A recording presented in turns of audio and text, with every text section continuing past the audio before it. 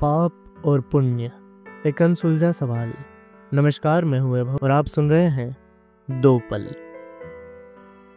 क्या एक पंडित भी पाप कर सकता है? वो जिसे हम धर्म का प्रतीक मानते हैं, जो हमें पुण्य का रास्ता दिखाता है, क्या वो भी अंधेरे में भटक सकता है?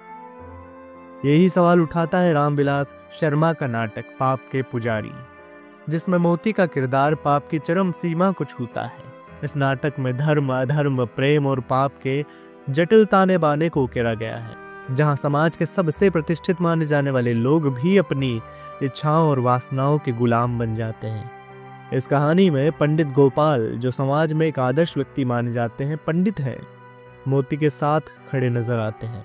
वहीं केदार एक ऐसा पात्र है जो सच्चे धर्म को दर्शाता है, एक ऐसा धर्म जो अच्छाई की राह दिखाता है, सही मार्ग दिखाता है। लेकिन प्रेम एक ऐसी भावना है, एक ऐसा एहसास है जिससे कोई अछूता नहीं रह सकता। केदार विद्या से प्रेम करता है, लेकिन अपने सिद्धांतों की बेड़ियों में बंधा कुछ भी कह नहीं पाता। और जब विद्या अपने प्रेम का इजहार एक पत्र के जरिए करती है, तब तक बहुत देर हो चुकी होती है।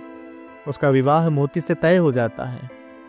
मोती सिर्फ इस विवाह को अपनी विजय समझता है। वह विद्या को प्रताड़ित करता है, उसे अपने अहंकार की वेदी पर बलिदान करता है। जुए, शराब और वासना की अंधी गलियों में भटकता यह व्यक्ति, यह किरदार जो दूसरों के लिए एक धर्मात्मा था, असल में सबसे बड़ा पापी साबित होता है। और फिर आता है नाटक का सबसे भयावह मोड़, हत्या। मोती, जो दूसरों को काबू में रखने का आदी था, आखिरकार अपनी ही बनाई साजिश का शिकार हो जाता है। वो अपनी ही जिंदगी का अंत कर लेता है, ये कहते हुए कि उसने मरते वक्त भी सबसे बड़ा पाप कर दिया है, आत्महत्या। रामविलास शर्मा का ये नाटक हमें सोचने पर मजबूर करता है कि क्या इस दुनिया में सच में कोई पवित्र है? क्या पुण्य करने वाला कभी पाप नहीं कर सकता?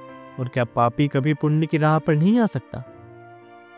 अगर इस नाटक को पढ़ते वक्त आपको यह एहसास हुआ कि विश्वास किस पर करें और किस पर नहीं, तो समझ लीजिए कि इसकी प्रासंगिकता, इसकी सार्थकता आज भी बनी हुई है और रामविलास शर्मा कामयाब हुए इस नाटक को लिखते वक्त। हम अक्सर सोचते हैं कि इससे बुरा कुछ नहीं हो सकता, और फिर अगली सुबह अखबार हमें और भी भयावह सच्चाई दिखाता है। इस नाटक की लिंक आपको बायो में मिल जाएगी। हमें बताइए कि क्या दुनिया सच में सिर्फ उम्मीद पर कायम है? इसी उम्मीद के साथ दो पल से मैं वैभव आप सभी से विदा लेता हूँ। अगली बार फिर मिलेंगे किसी नई किताब, नाटक या कहानी के साथ। तब तक पढ़ते रहिए, लिखते रहिए और मुस्कुराते रहिए, क्योंकि मुस्कुराने पर टैक्स नहीं लगता।